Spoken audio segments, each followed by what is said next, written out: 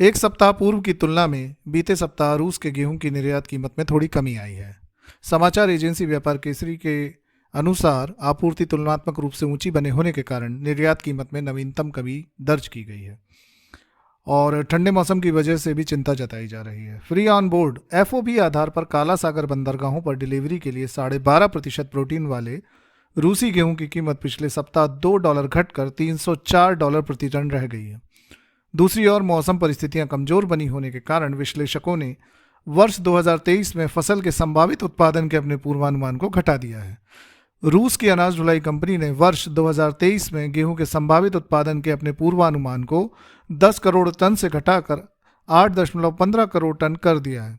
इसका प्रमुख कारण तापमान में हो रहे उतार चढ़ाव की वजह से फसल को हानि होना बताया गया है। ढुलाई कंपनी के विश्लेषकों का कहना है कि कई क्षेत्रों में बर्फ की पपड़ी अपेक्षाकृत रूप से कम जमी है और इसका प्रमुख कारण तापमान में तेजी से उतार चढ़ाव होना है।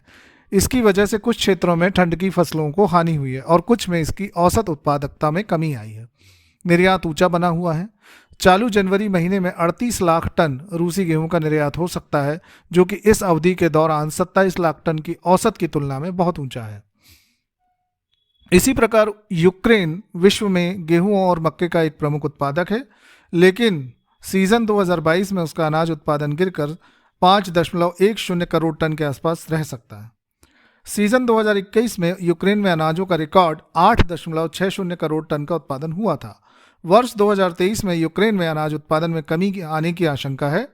एक वरिष्ठ विश्लेषक और उत्पादक ने कहा कि सीजन 2023 में देश में अनाजों का कुल उत्पादन 3.5 से 4 करोड़ टन के बीच हो सकता है और इसमें गेहूं की 1.20 से लेकर 1.50 करोड़ टन तथा मक्का की 1.50 करोड़ से 1.70 करोड़ टन हिस्सेदारी होने का अनुमान है।